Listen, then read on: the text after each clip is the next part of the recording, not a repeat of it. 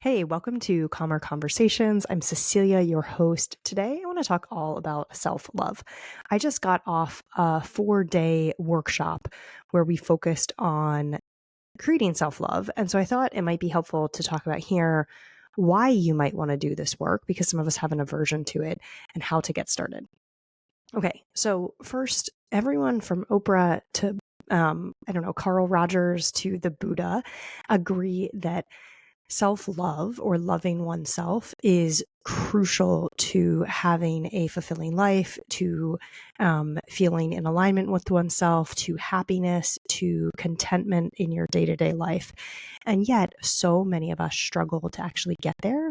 We struggle to do this work. We think that it's self-involved. We think that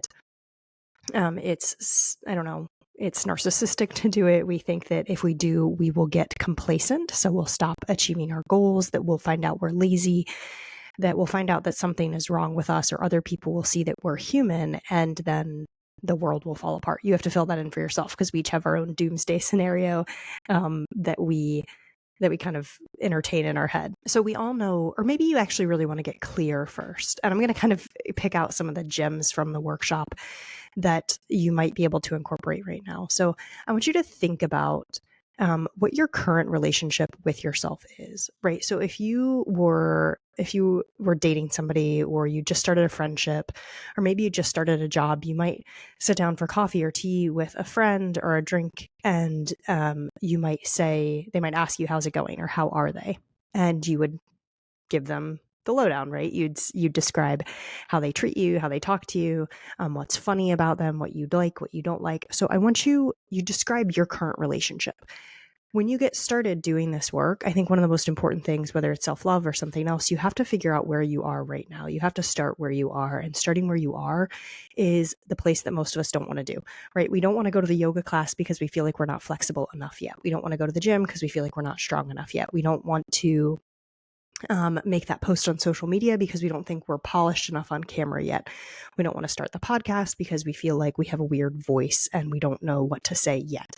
So we have a lot of I need to be somewhere else before I can start. So I need to be more lovable before I start, which I said a little bit emphatically and with a smile on my face, because it's something that so many of my clients say, right? I need to be more lovable before I can love myself.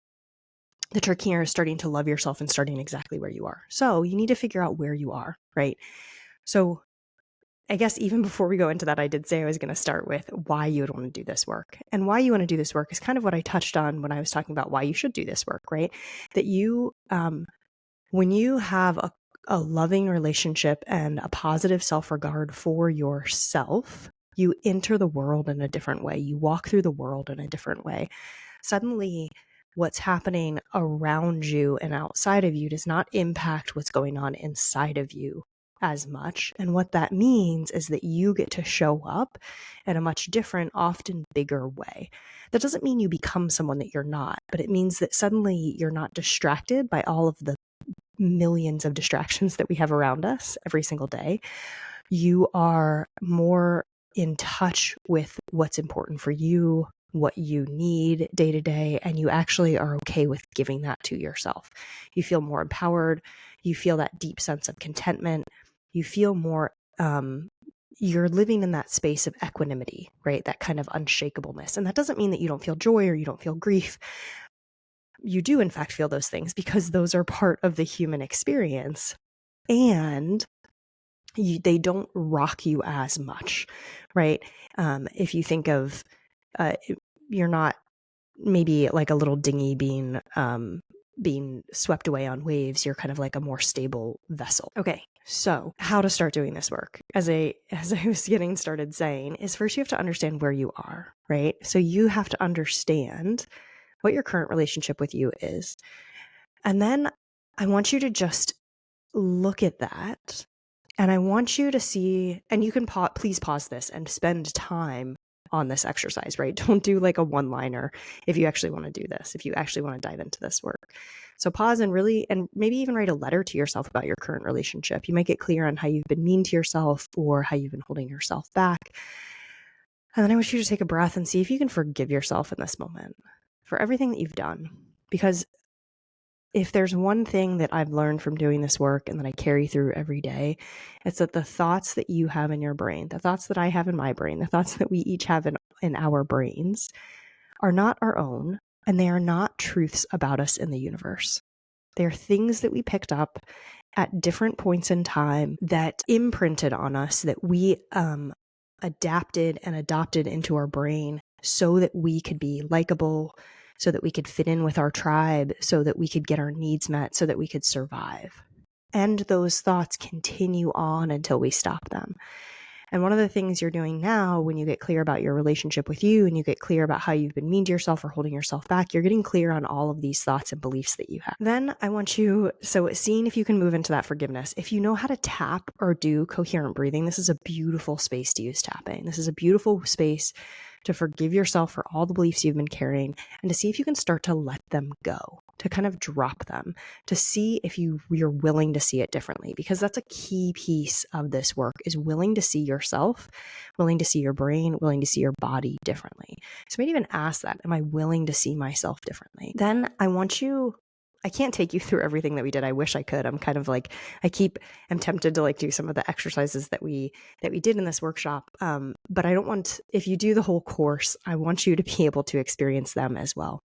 But I want you to know that this is just where you're starting. The thoughts you have in your head right now are just starting places. And then I think maybe the most powerful place that you could go right now is I want you to imagine the relationship you want with yourself. So again, if you think back about dating, you might at some point, if you're not dating somebody, or even if you're in a relationship, you might even imagine, where is this relationship going? What is the best version of this relationship for me at this point in my life? What do I need from this relationship or want from this relationship? So you might even ask yourself, what is my dream relationship with me? If I could start from scratch right now, if I could just conjure up the most beautiful, loving, caring relationship with myself, and I knew that if I did that, I wouldn't become narcissistic. I wouldn't become complacent. I wouldn't become self-involved. I would actually become the most me version of me that's possible. What would I do? Who would I be? And from this space, you might also ask yourself, what are some beliefs that I might have about myself if I was in that space? So for instance, they might be beliefs like I'm enough as I am. They might be something like I'm proud of where I've come, or I'm proud of where I've come from. I'm proud of where I'm going. So seeing if you can start to cultivate some of these beliefs that might support you in a journey of self-love. And then I want you to do one more exercise before we get off of this if you want to start doing this work, and then we'll talk a little bit more about the implications. As I want you to ask right now from where I am. So you know where you're starting, you know where you're going, but then we're going to come back sort of to the now. What's one thing you like about yourself or are proud of right now? What's one positive characteristic that you think you have? So you can start to see some love for yourself. Alternatively, you could find a picture of yourself as a kid and you could start to see if you can feel love for that version of yourself. That version of yourself who is young, who is tender, who is just starting out. Okay, so the reason why I am so compelled to do this work and why I think other people should do this work, I see the results of it, right? I've seen it in my own life when I've started to like myself and even love myself on a daily basis, what that means for me, right? So how I treat myself, how I talk to myself, how much less self-involved I am, in fact, because I spend far less time thinking about myself and what other people think about me. And I think spend far more time thinking, not even really thinking, but being in the present moment, being with my work, being with my clients, being with my family, with my kids. And that, I think, is where life is. And that's usually what most people who come to me and why you might be listening to this, right? They want to feel a sense of ease in their life or a sense of presence in their life, a calmness in their brain, right? So that constant chatter that's in your brain kind of slows down to the point where all of a sudden you can be there in the moment. You can be with the sunshine.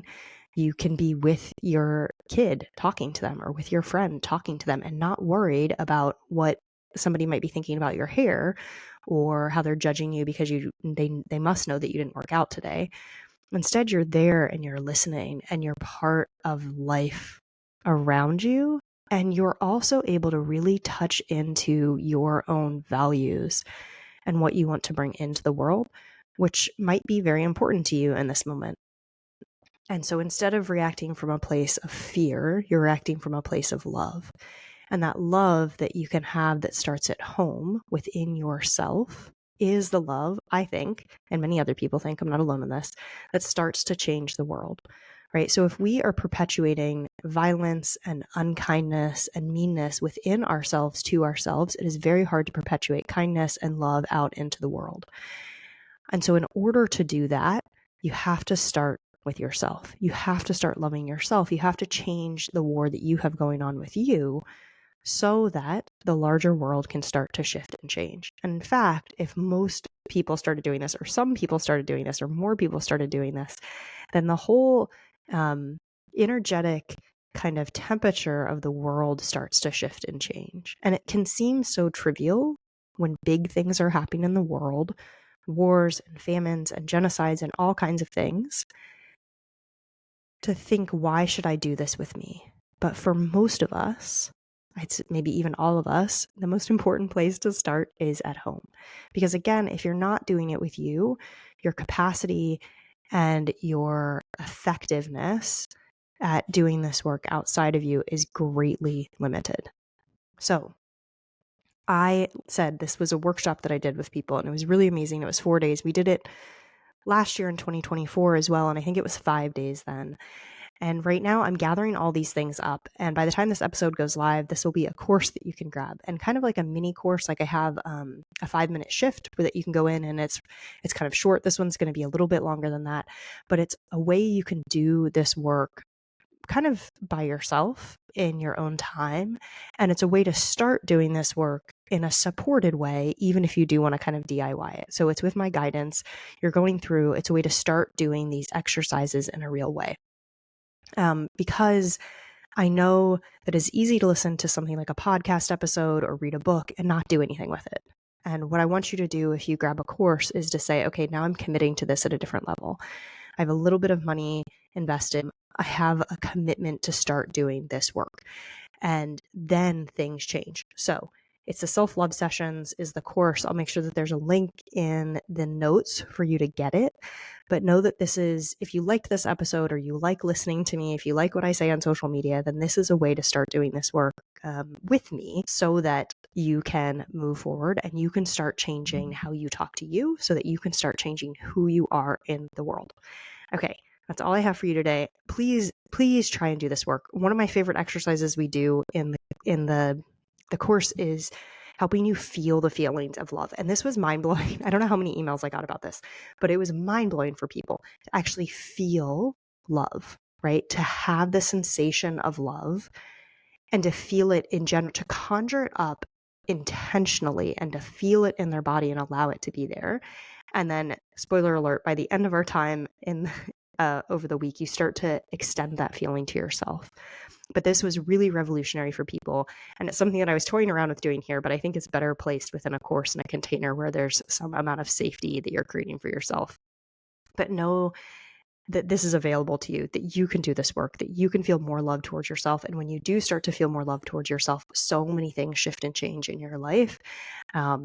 And not only do you not become complacent and self-involved, but you really start to remove all the layers that are preventing you from shining. It's kind of like a really nice car wash at the end of the winter. Okay, it was lovely to be with you today. I will see you next week.